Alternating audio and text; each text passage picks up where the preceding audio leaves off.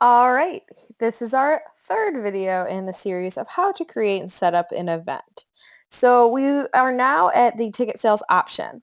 Now, if you look at our progress bar, these four options here are actually like subcategories of ticket sales. So obviously, School Collective primarily handles ticket sales, so we have kind of a lot to go through here. We've tried to create very self-explanatory step-by-step instructions here for you. So on this screen here is where you can limit the number of tickets available. Maybe your venue only can fit 1,000 students and you do not want to sell any more than that. So you would simply just come here, type in 1,000. If you look at the little eye here, it's going to kind of remind you of this if you forget after this video. If you don't have a limit, if you want to sell unlimited tickets, you can either leave this blank or you can set it to 0. So I'm going to say unlimited. I'm going to go ahead and set that to 0. Okay, on this screen, you just have two options. Do you want to require an ID number for students to purchase tickets, or do you not? Now, if you don't require an ID number, anybody can buy tickets. Your grandmother could buy a ticket because you're not requiring any sort of limits on that. So obviously at School Collector, we like this option. Now this option is going to require you to upload a list of your student IDs. That way our system knows who is allowed to purchase. And we'll get to the directions on how to do that later. And if you're still not sure, we've listed a few more of the, reasons why you might want to choose one over the other. If you chose to require student IDs as tickets in the ticketing option section, then we have to require an ID number because that is our ticket. So we mentioned that right here. This option is required for student IDs as tickets. Okay, so I'm going to go on to the next step. And this is about our ticket sales. Now let's say, this is prom, and let's say we want to let our seniors buy first, and then we're going to let, our juniors purchase later. Well, that time when juniors can purchase is going to be our general ticket sale start date. General meaning that's when anyone can buy, juniors or seniors or maybe the whole school, whatever your preference is. And I'll show you how to set that. So let's say I want to set general sales for tomorrow because today I'm going to let seniors buy early.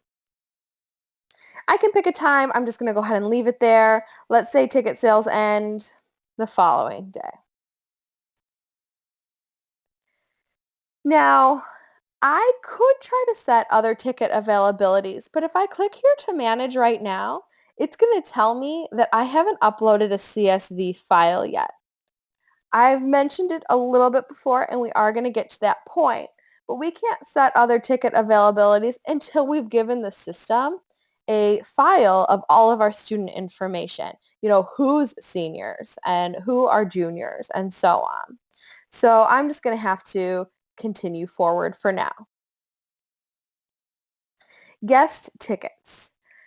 This is how many tickets you want each person to buy. So we said that a student has to have an ID number in order to buy a ticket. Let's say I want to let a student buy 2 tickets, but no more. Maybe I don't want a student buying 10 tickets and then who knows, maybe they'll try to sell them to their friends. Maybe that's not the best scenario. So my option is going to be to allow them to buy 2 tickets. And then here, I can decide if I want non-student guests. So I can say no. I only want students who attend our school and have a valid ID number here. Or I can say yes. I'm allowing my class to bring non-student guests. And I think this is pretty typical. Schools then, usually have some sort of permission form that they have to turn into the office. That's obviously something that the student would still have to get from your school to have the permission to bring that student. Okay, final part of this setup here is setting our primary ticket price. And remember, school collector fee is $1, and we don't charge that to you. We want this to be free for you. So we charge that to the actual purchaser. We put it on them. So let's say my ticket cost is going to be $10, although that's kind of a cheap prompt, but let's say it's going to be $10. And then if I notice adding the extra dollar is going to make the ticket actually $11 plus the credit card fees. So right here I mentioned that we suggest you advertise your price as this number here shown up in green.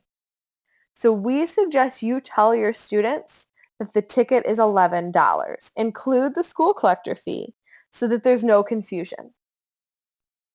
So let's say I want to set some other ticket prices and I click here. Okay, so normally to bring 2 people, it would be 10 times 2 is 20, plus remember it's really $11, so it would normally be $22. Let's say we want to provide a little discount. So couples ticket price, instead of being $20, let's say I make $18 and only $20 instead of $22. Again, totally up to you.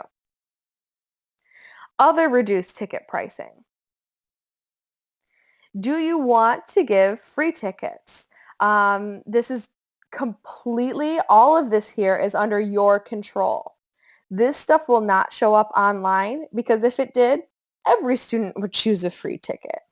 But you can choose to give maybe your student council members a free ticket, maybe students on free or reduced lunch. You can check this if you want that available.